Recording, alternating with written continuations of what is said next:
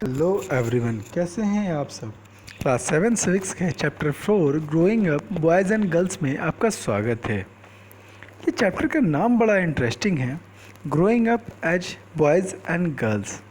अब सवाल आता है कि साहब गर्ल्स और बॉयज़ तो हम तो पैदा ही होते, तो ऐसा क्यों कहा कि एक बॉयज़ और गर्ल्स की तरफ बढ़ना। तो आइए देखते हैं आखिर उसने ऐसा क्यों कहा। नॉर्मली हम ये देखो, मेल और फीमेल के बीच डिफरेंसेस दो तरह के होते हैं। एक होता है बायोलॉजिकल डिफरेंसेस, ठीक है, जो कि बायोलॉजिकल मीन्स बाय बर्थ जो है नेचर हमें जिस तरह से क्रिएट करके जो है भेजती है। मीन्स नेचर जो है मेल और फीमेल, बॉयज़ और गर्ल्स में जो डिफरेंसेस क्रिएट करती है वो कहलाती है बायोलॉजिकल डिफरेंस। दूसरा जो डिफरेंस है that is called social difference. अब ये सोशल डिफरेंसेस क्या हैं? तो सोशल डिफरेंसेस में बेसिकली हमारी जो है बाकी हैबिट्स आती है। मीन्स हम ये कहते हैं साहब लड़की है तो उसकी चोटी होनी चाहिए, लड़का है तो बाल छोटे होने चाहिए, लड़की है तो वो स्कर्ट पहनेगी, सलवार पहनेगी, बड़ी हो गई तो साड़ी पहनेगी, लड़के हैं तो शर्ट पैंट पहनेंगे, ठीक। इवन की लड़की है तो डॉल से खेलेगी, लड़के हैं तो फिर जो है वो क्रिकेट खेलेंगे। तो जब सोसाइटी लड़के और लड़कियों में इस तरह से डिफ्रेंशिएट करती है तो वो जो है अब मेल और फीमेल के बीच सोशल डिफरेंसेस कहलाते हैं, ठीक है। और यहाँ पर उसी जो है सोशल जो है बॉयज़ एंड गर्ल्स के ग्रोइंग पर बात हो रही है कि अलग अलग सोसाइटी में जब हम एक लड़के और एक लड़की के तौर पर बढ़ते हैं तो उसका जो है हमारी लाइफ पे क्या कुछ असर आता है और उसमें क्या गड़बड़ियाँ हैं, और अगर कुछ गड़बड़ है तो उसे हम कैसे ठीक करेंगे। कहानी जो शुरू होती है वो एक समोआ आइलैंड की छोटी सी कहानी से शुरू होती है जो कि 1920 के आसपास है। आइए देखते हैं ये समोआ आइलैंड पहले है कहाँ पे, ठीक है। तो ये हो गया हमारा वर्ल्ड मैप। वर्ल्ड मैप पे अगर हम देखेंगे तो ऑस्ट्रेलिया के बहुत दूर बॉर्डर पे एक्चुअल में ऑस्ट्रेलिया और साउथ अमेरिका, क्योंकि अर्थ हमारी जो है गोल है तो ये दोनों के ठीक बीच में पड़ता है, ठीक है। ऑस्ट्रेलिया और साउथ अमेरिका के बीच में एक बहुत छोटी सा जो है आइलैंड है समोआ आइलैंड, ठीक है। नीचे आपको जो है ये थोड़ा सा जो है देख भी सकते हो कि समोआ की जो साइज़ है कितनी छोटी आती है कि आपको इतना बड़ा सर्किल करके बताना पड़ता है कि ये हो गया समोआ आइलैंड, ठीक है। इसी समोआ आइलैंड की ये कहानी है, क्या कुछ होता है, ठीक है, समोआ आइलैंड पे। तो बेसिकली यह जो है 1920s की रिपोर्ट है।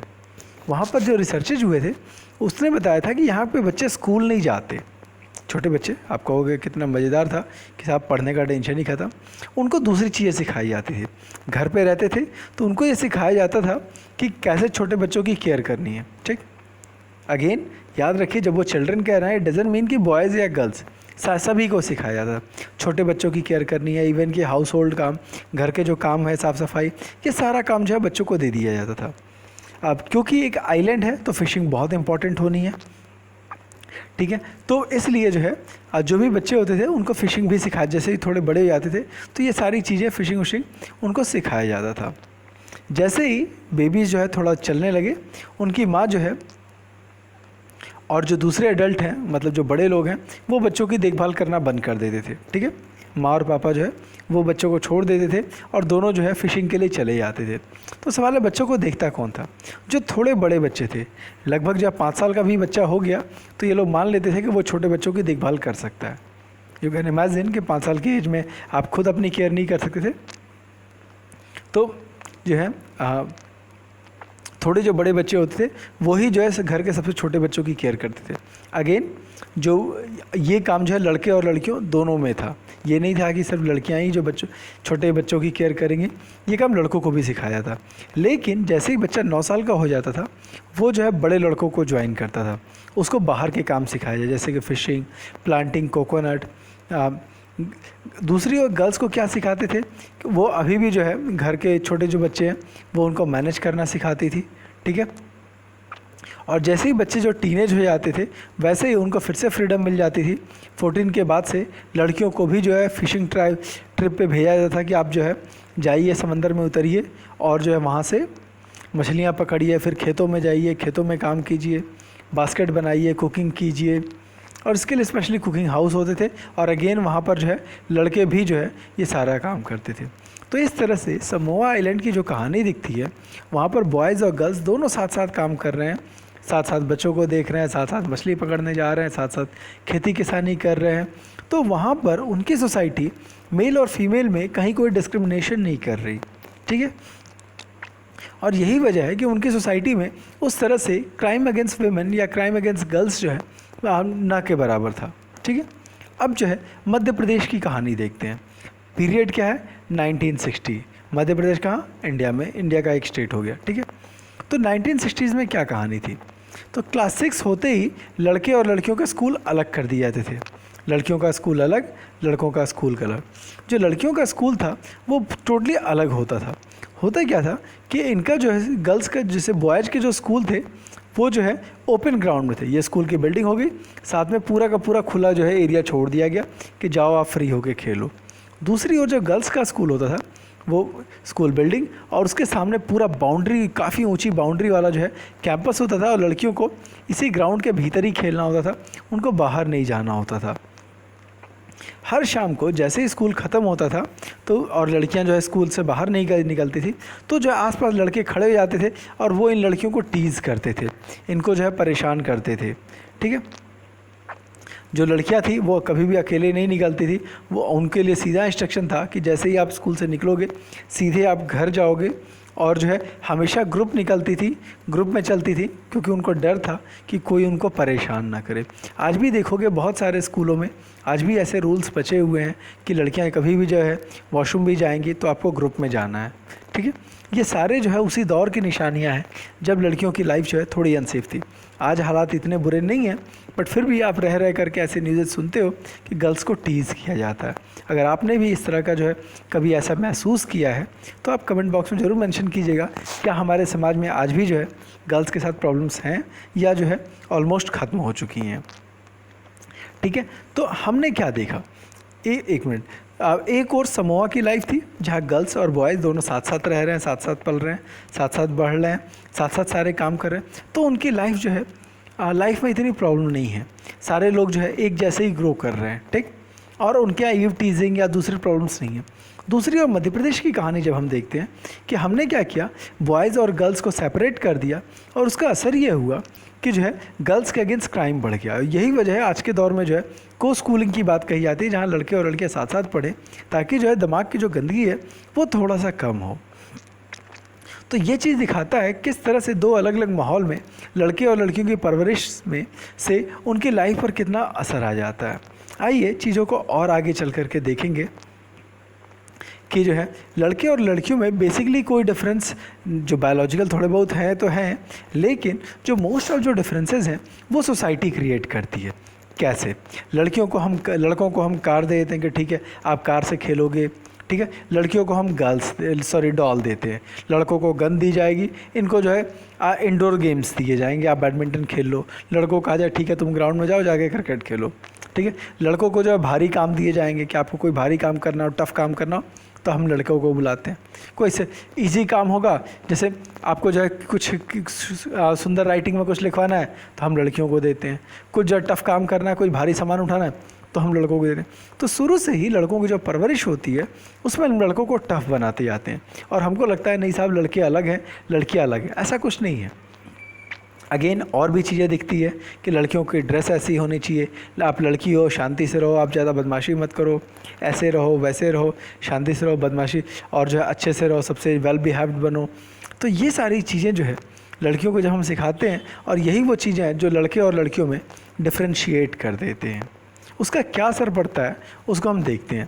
एक लड़की है, वो जो है उसके स्कूल में एक एक्सकर्शन जाना है तो वो अपनी माँ से बात कर रही है। उन्होंने कहा कि माँ आप हमारे साथ स्कूल एक्सकर्शन पे क्यों नहीं चलती। कहा कि हमारे स्कूल का जो एक्सकर्शन जा रहा है तो जो है मैम को एक वॉलंटियर चाहिए, तो आप हमारे साथ चलो। उसने बताया कि देखो हरमीत की मम्मी जो है हमेशा जाती है क्योंकि वो तो कोई काम करती नहीं है। तो इसने बोला सोनाली तुम ये कैसे कह सकती हो, वो तो एकदम अर्ली जो है मॉर्निंग सुबह 5 बजे उठती है और दिन भर घर का काम करती है। कहा हाँ ठीक है काम तो करती है, लेकिन वो तो हाउस वर्क है ना, ये तो कोई काम थोड़ी ना हुआ। नॉर्मली हमारी सोसाइटी क्या करती है कि वो जॉब को ही असली काम मानती है जिससे कि पैसे क्रिएट हो, ठीक है। और दूसरी ओर अगर जो हाउसवाइफ हैं जो घर का काम देख रही हैं उसको हम रिस्पेक्ट नहीं करते। कहानी में यही चीज़ आगे भी बढ़ती है कि दोनों फैमिली आकर के मिलती हैं तो वही जो है सोनाली की मम्मी है वो ये कह रही है, चूँकि वो जॉब करती है तो उसने जो है सपोर्ट किया, कहा कि हरसरन देखो जो है क्या कहते हैं, सोनाली कह रही है कि तुम्हारी वाइफ कोई काम नहीं करती। इस बात पर जो है हरसरन जो है वो भी हंसने लगा, कहा हाँ बात तो सही है। उसका बेटा भी कह रहा है कि हाँ बात तो सही है, मेरी मम्मी कोई काम नहीं करती। इस पर जो है जो सोनाली की मम्मी थी उसने कहा ठीक है जसप्रीत, तुम एक काम करो, एक दिन पूरी छुट्टी लो, जब तुम कोई काम ही नहीं करती तो ठीक है एक दिन काम मत करो, हम लोग जो स्ट्राइक करते हैं और देखते हैं ये लोग क्या करते हैं। उस समय बच्चे बड़े खुश हुए, चलो बहुत मज़ा आएगा क्योंकि पापा तो हमेशा, पापा के साथ तो हम लोग वाकई एंजॉय करने वाले हैं। अब क्या होता है, अगली सुबह होती है 7:30 बजे। वो कहा ओ गॉड जल्दी से ब्रेकफास्ट बना के दो, बच्चे जो है अभी तक तो रेडी नहीं हुआ। बोला क्या हुआ, बोला मैं क्या करूं, मैं तो आज तो स्ट्राइक पे हूं, मैं तो कोई काम करती नहीं ना, तो मैं क्यों काम करूं। अब इसका दिमाग ख़राब क्योंकि बच्चे तैयार नहीं हुए, दूसरी ओर जो है खाना रेडी नहीं है, बाहर बस हॉर्न दे रही है और कैसे कोई भेजे। तो फाइनली ये कहता है ठीक है कोई दिक्कत नहीं है, हम तुमको जो है अपनी कार से छोड़ देंगे, ठीक। फाइनली देख रहा है बच्चे तो अभी ब्रश ही नहीं किए हुए हैं। फाइनली जो है आप फिर अब खाना बना नहीं, बोला लंच बॉक्स, कहा यार जो है आज तो छुट्टी है, आज मतलब जो है माँ तो कुछ काम करेगी नहीं। तो फाइनली बाप ने कहा कि ठीक है हम तुमको जो है पॉकेट मनी दे देंगे, कैंटीन से कुछ खा लेना। फाइनली जो है आप इसके बाद शाम आता है, शाम को जो है हस्बैंड आता है, बोला हे भगवान बहुत थक गया, थोड़ा सा चाय बना दोगी क्या। तो वाइफ कहती है क्या मतलब है, मैं तो कोई काम करती ही नहीं हूँ, मुझे क्यों काम करना है। फाइनली बाप जब रूम में जाता है देख रही है, देखता है कि बच्चे तो सारा सामान इधर से उधर हिला के फेंक के रखे हुए हैं। नॉर्मली आप भी घर जाते हो, ड्रेस खोला इधर फेंका, बैग खोला इधर फेंका, खेल करके आए, सामान उधर है। तो कहा हे भगवान कमरे का क्या हाल बना के रखा है। तो बोला मैं क्या करूँ, मैं तो कोई काम करती ही नहीं। फाइनली पूरी फैमिली ने ये एक्सेप्ट किया कि नहीं, जो घर में जो डोमेस्टिक वाइफ हैं, सॉरी घरेलू जो वाइफ्स हैं जो बाहर जॉब नहीं कर रही हैं, उनके पास ही बहुत सारा काम होता है और हम उस काम को बिल्कुल भी जो है इग्नोर नहीं कर सकते। लेकिन हमारी जो सोसाइटी है वो हाउस वर्क को जनरली इग्नोर करती है, ठीक है। तो इस तरह से हमने ये देखा कि हरमीत की फैमिली ये मान रही थी अब तक कि जसप्रीत यानी कि उसकी माँ जो है अब वो कोई काम नहीं करती। लेकिन और ऐसा जो है भारत के दुनिया भर के मोस्ट ऑफ कंट्रीज़ में महिलाओं के साथ यही सोचा जाता है कि साहब अगर हाउसवाइफ है तो उसकी कोई वैल्यू नहीं है, वो इतना इम्पॉर्टेंट नहीं है। हाउसवर्क और केयर गिविंग, हाउसवर्क मतलब घर की साफ़ सफाई, किचन और बाकी सारा काम, केयर गिविंग मतलब बच्चों की देखभाल करना। और यकीन मानिए बच्चों की देखभाल करना जो है वो अपने आप में बहुत ज़्यादा टाइम टेकिंग है, क्योंकि छोटे बच्चे जो है उनको मैनेज करना आसान नहीं होता, ठीक है। क्योंकि हर 2 घंटे पे उनको वॉशरूम करना है, उनको खाना खिलाना है, उनको नहलाना है, उनको एंटरटेन करना है। तो इसलिए जो है ये सारे काम में दिन भर आदमी का बिजी हो जाता है और हमें लगता है कि जो महिलाएं हैं वो कोई काम नहीं करती। The lifes of domestic worker, इसमें जो है एक और जो है डोमेस्टिक वर्कर की कहानी, एक ये तो कहानी हुई हरमीत की, ठीक है, हरमीत के माँ की, ठीक। एडिशनली जो डोमेस्टिक वर्कर्स होती हैं उनकी लाइफ और भी ज़्यादा टफ होती है। क्यों, वजह क्या है कि डोमेस्टिक जो वर्कर्स होते हैं उन पर डबल बर्डन होता है। ये डबल बर्डन क्या है, पहले तो वो अपने घर का काम करेंगे, ठीक है, सीधी सी बात है। अगर जो है वो दूसरे के यहाँ काम करने जा रही हैं तो उनका खुद का भी घर है, तो पहले अपने घर की साफ़ सफाई, खाना पीना, बर्तन कपड़े धोना सब करेंगे। उसके बाद वो फिर जो है दूसरों के घर में जाती हैं और फिर उनके यहाँ भी जाके काम करती हैं। इस तरह से उन पर डबल काम का लोड आता है, घर का भी काम करना है और दूसरे के घर जहाँ से पैसे कमाने उन पर भी काम करना होता है। बट अगेन उनके काम को जो है सबसे जो है लेस इम्पॉर्टेंट माना जाता है। बहुत सारा काम वो करती हैं, स्वीपिंग, क्लीनिंग, वॉशिंग क्लॉथ, ठीक है, डिशेज़, कुकिंग, बच्चों को देखना। लेकिन बावजूद इसके जो उनके काम की रिस्पेक्ट सबसे कम है डोमेस्टिक वर्कर्स के। आप देखोगे उनकी सैलरी सबसे कम होती है, जब मन किया रखा, जब मन किया निकाल दिया।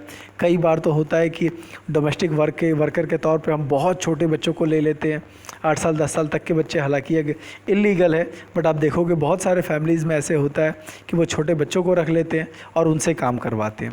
वजह क्या है कि बच्चे ज़्यादा जो है अगर आप उनको एक्सप्लॉइट करते हो, इवन कि कई बार उनके साथ मार पिटाई भी होती है और वो डर के मारे कुछ कह नहीं पाते हैं। तो डोमेस्टिक वर्कर की लाइफ और ज़्यादा मुश्किल हो जाती है। क्यों? एकदम वो अर्ली मॉर्निंग सुबह 5 बजे उठेंगी, अपने घर का काम निपटाएंगी, फिर दूसरे के घर गई, उनके यहाँ साफ़ सफाई किया, दिन भर काम किया, फिर घर आना है, फिर जो काम बचा हुआ है वो भी काम करेंगे। तो पता चलता है कि सुबह 5 बजे से ले कर के 5 AM से ले कर के रात को जो है 12 बजे तक काम कर रही हैं आप। तो इस तरह से आप देख सकते हो लगभग 17 आवर का उनका ड्यूटी हो जाता है। और नॉर्मली जो है गवर्नमेंट के नॉर्म्स क्या हैं कि 8 घंटे की ड्यूटी होनी चाहिए। तो इस तरह से कंडीशन जो है बहुत ज़्यादा ख़राब होती है। एक एग्ज़ाम्पल आता है मेलिनी का, जो कि दिल्ली में एक डोमेस्टिक वर्कर थी। उसने अपनी लाइफ एक्सपीरियंस के बारे में बताया। कहा कि मेरी पहली नौकरी जो है एक रिच फैमिली के घर थी, जो कि 3 माले की बिल्डिंग में रहता था। कहा मेम साहब जो है बहुत ही स्ट्रेंज थी और ज़रा भी काम इधर उधर हुआ तुरंत एकदम चिल्लाने लगती थी। कहा कि मेरा काम किचन में था और जो है वहाँ पर 2 और लड़कियाँ थी जिनको जो है किचन का क्लीनिंग के लिए रखा हुआ था। कहा हम लोग एकदम सुबह 5 बजे उठते थे और ब्रेकफास्ट के नाम पे सिर्फ 1 कप चाय और 2 रात की बची हुई सूखी रोटी दी जाती थी। कहा कि कभी भी ऐसा नहीं हुआ कि हमें जो है एक तीसरी रोटी दी हो। मतलब सिर्फ सोचो, रात की 2 बासी रोटी और 1 कप चाय दे दिया, कहा दिन भर काम करो। कहा कि शाम के टाइम जब मैं खाना बनाती थी, दोनों लड़कियां जो है मुझसे रिक्वेस्ट करने लगती थी कि हमको एक एक्स्ट्रा रोटी दे दीजिए। कहा चोरी छुपे कभी कभी जो है उन दोनों लड़कियों को 1 आध रोटी दे देती थी और जो है चूँकि भूख बहुत ज़्यादा लगती थी इसलिए कभी कभी अपने लिए भी बना लेती थी। कहा दिन भर काम करने के बाद हम लोग इतने थक जाते थे। और कहा कि इवन कि जब विंटर में भी जो है हम लोग को घर में चप्पल पहनना अलाउ नहीं था। हमारे पैर जो है वो उसमें छाले पड़ जाते थे ठंड से, लेकिन मैम साहब को फ़र्क नहीं पड़ता था। वो हमेशा जो है हमें इंसल्ट करती रहती थी, एंग्री होती थी। कहा कि हम दिन भर, बोली कि क्या हम लोग दिन भर काम नहीं करते? क्या हमारे काम की कोई रिस्पेक्ट नहीं होनी चाहिए? तो आप देखोगे इस तरह से बहुतों की लाइफ जो है बहुत ज़्यादा प्रॉब्लमेटिक रही है। तो अगली बार जब आपके घर में अगर कोई डोमेस्टिक वर्कर है तो आप अगर उससे बिहेव करें तो थोड़ा सा जो है पोलाइट रहें, क्योंकि आप सोचें कि उनकी लाइफ कितनी मुश्किल है। ठीक है, तो इस तरह से हमने ये देखा कि जो हाउस वर्क है उसके अंदर बहुत सारे काम होते हैं जिसमें हैवी फिजिकल वर्क होता है। अगेन जैसे जैसे उम्र बढ़ती है तो ये काम करना और मुश्किल हो जाता है। अगर हम रूरल एरिया में हैं तो कुछ काम और टफ़ हो जाते हैं, क्योंकि आपको जंगल जा कर के लकड़ी लानी है, आपको जो है दूर से पानी लेके आना है। तो ले दे कर के जो लाइफ है वो बहुत मुश्किल है। आप जो गरीब लोग हैं उनके यहाँ कोई वॉशिंग मशीन नहीं है, ठीक है, तो चीज़ें उनके लिए बहुत ज़्यादा मुश्किल हो जाती है और इसमें जो है काफ़ी जो है फिजिकल डिमांडिंग होती है। ठीक, एक ये तो हुआ हाउस वर्क। दूसरा जो है केयर गिविंग। अगेन इसको भी है जो है हम आप उतनी रिस्पेक्ट नहीं देते। हमको लगता है हाँ बच्चे ही पालने हैं ना, क्या मुश्किल है। लेकिन एक बच्चे के पीछे आपको दिन भर लगे रहना पड़ता है, क्योंकि बच्चा ज़रा भी आपके नज़र से हटा वो जा कर के क्या सामान गिराएगा, कहाँ खुद को चोट पहुँचा लेगा, पता नहीं चलता। और दिन भर आप रात भर अपनी नींद ख़राब करके आप बच्चे के पीछे लगे रहते हो और ख़ुद के लिए जो है बिल्कुल भी जो है टाइम नहीं मिल पाता। तो इस तरह से विमेन की कंडीशन जो है बहुत ज़्यादा मुश्किल हो जाती है। अगेन हम उन चीज़ों को ध्यान नहीं देते। यहाँ पर जो है एक सर्वे कराया था सरकार ने, उस सर्वे की रिपोर्ट है। ठीक है, विमेन जो है पेड वर्क करती है कितना, 23 आवर। ठीक है, हरियाणा में। अनपेड कितना है, 30। कुल कितना हो गया, ये हो गया 53 आवर हरियाणा में। ठीक, मेन कितना है, 38 आवर पेड वर्क, और जो अनपेड 40 आवर। आप देख सकते हो कि मेन जो है हरियाणा में 40 आवर्स काम कर रहे हैं और वेमेन जो है 53 आवर्स काम कर रही हैं। अब जो है थोड़ा सा तमिलनाडु का देखते हैं। वेमेन कितनी है, वेमेन का पेड वर्क कितना है, 19, और जो है अनपेड कितना है, 35। टोटल कितना हो गया, ये हो गया 54 आवर। ठीक है, अब ज़रा मेन का देखते हैं। 40 आवर्स पेड, अनपेड 4, ये हो गया 44। अगेन हम देखते हैं कि दोनों ही केस में जो है विमेन का वर्किंग आवर जो है मेल की तुलना में कहीं ज़्यादा होता है, फिर भी हम उनके काम को इग्नोर करते हैं और हमें लगता है कि विमेन का काम इतना इम्पॉर्टेंट नहीं है। तो अगली बार जो है इस तरह के स्टेटमेंट कि मेरी माँ काम नहीं करती है देने से पहले एक बार ज़रूर सोचिएगा। ठीक है, अब नॉर्मली हम जो है house hold work care giving को इसलिए जो है कम इम्पोर्टेंस देते हैं क्योंकि उससे पैसे नहीं आते, और इससे जो है सोसाइटी में जो है इनइक्वालिटी और भेदभाव शुरू होता है, और यहीं से डिस्क्रिमिनेशन होता है कि हम जो है घर की औरतों को अच्छा खाना, बहुत सारे फैमिली जैसे हैं जहाँ लड़कियों को अच्छी एजुकेशन नहीं दी जाती, लड़कियों को अच्छा जो है खाना पीना नहीं दिया जाता। स्पेशली पुअर फैमिलीज़ में उनको लगता है कि जो मेल हैं वो ज़्यादा मेहनत कर रहे हैं तो उनको अच्छा खाना देना ज़रूरी है, फीमेल चूँकि उतना मेहनत नहीं कर रही तो उनके खाने पे थोड़ा कम खर्च करेंगे चलेगा। अगेन उनकी एजुकेशन भी जो है उसकी क्वालिटी भी जो है थोड़ी डल कर दी जाती है। सवाल ये सरकार क्या कर रही है। अच्छा, ऐसा सिर्फ जो है लोअर कैटेगरी में हो रहा है ज़रूरी नहीं है। आप जो है किसी भी टॉप लेवल की चीज़ उठा लो, आप फिल्म में उठा लो, एक फ़िल्म के लिए अगर शाहरुख खान, रणवीर सिंह या जिस किसी भी हीरो को आप जानते हो, उनको जो है उसी फिल्म के लिए अगर 5 करोड़ मिल रहे हैं तो उसी फिल्म के लिए अगर कोई हीरोइन होगी, चाहे वो अनुष्का शर्मा हो, कैटरीना कैफ हो, आलिया भट्ट हो, उसी फिल्म के लिए उनको 1.5 करोड़ या कई बार जो है 1 करोड़ में निपट जाता है। सवाल ये है क्या फ़िल्म हीरोइन के बिना चल पाएगी? नहीं। तो सवाल है हीरो को इतनी फ़ी क्यों मिलती है? अगेन आप देखोगे शाहरुख खान, सलमान खान जो है ये 1990 से काम कर रहे हैं और आज भी इनकी फिल्में आती हैं। दूसरी ओर कोई भी हीरोइन है उसका पीरियड 2-2.5 साल तक रहती है, बहुत स्टार बनी रहती है, 2-2.5 साल के बाद ही उसकी जॉब ख़त्म हो जाती है, मीन्स नई फिल्में मिलना बंद हो जाती है। सिमिलरली जो मेल क्रिकेटर हैं उनको करोड़ों करोड़ रुपए मिलते हैं और 50 तरह से पैसे आते हैं, ऐड से है, दूसरे सोर्सेज हैं। दूसरी ओर फीमेल क्रिकेटर आपको ढंग से 2 का नाम याद नहीं होगा। तो इस तरह से सोसाइटी में हम देखते हैं कि डिस्क्रिमिनेशंस हैं। अब सवाल ये कॉन्स्टिट्यूशन क्या कर रहा है। पहली चीज़ ये है कि साफ साफ जो है कॉन्स्टिट्यूशन जो है इक्वालिटी की बात करता है कि कोई भी सिस्टमेटिक से कोई भी जो है ऑर्गेनाइजेशन में आप मेल और फीमेल को इक्वल सैलरी आपको देना पड़ेगा। आप उसमें डिस्क्रिमिनेट नहीं कर सकते कि सेम वर्क के लिए जो हम फीमेल को कम सैलरी देंगे, मेल को ज़्यादा देंगे, आप ऐसा नहीं कर सकते। सबको इक्वल सैलरी देनी है। ये अलग बात है कुछ अनऑर्गेनाइज सेक्टर जैसे कि जो आप खेतों में काम के लिए ले आए तो वहाँ पर थोड़ा बहुत डिस्क्रिमिनेशन हो जाता है, बट गवर्नमेंट के नाम से ये है कि अगर जो है सेम काम है तो आपको सेम सैलरी देनी पड़ेगी। यहाँ पर वही डबल बर्डन की बात है कि जो डोमेस्टिक वर्कर्स हैं उनको दोनों साइड काम करना होता है, घर भी काम करना है, बाहर भी काम करना है, ठीक है। तो सरकार क्या कर रही है? सरकार जो है ऐसे जो गरीब महिलाएं, स्पेशली अपर क्लास के लिए इतना इशू नहीं है, गरीब महिलाएं जो कि जो है बाहर काम करने जाती हैं, उनके सामने जो सबसे बड़ी समस्या थी कि बच्चों को कैसे देखें, तो सरकार ने उनके लिए आंगनवाड़ी सेंटर्स बनाए हुए हैं। इन आंगनवाड़ी सेंटर्स में जैसे विमेन को अगर खेतों पे काम करने जाना है तो वो अपने इन बच्चों को ऐसे स्कूलों में भेज दी जाती है जहाँ पर उनके खाने पीने का कुछ सामान मिल जाता है, प्लस बेसिक कुछ चीज़ें सिखा दी जाती हैं जिससे कि बच्चे की थोड़ी बहुत एजुकेशन हो गई, थोड़ा सा न्यूट्रिशन मिल गया और माँ दिन भर काम करके शाम को बच्चे को लेकर के चली जाती है। ये थोड़ा बैकवर्ड पुराना सा लग रहा है। जो नए आंगनवाड़ी सेंटर्स बन रहे हैं वो वाकई शानदार हैं। आप जो है पिक्चर्स में देखें, सभी ऐसे नहीं हैं, बट आप देख सकते हो कि किस हद तक जो है खूबसूरत जो है बिल्डिंग्स जो है अब बन रहे हैं।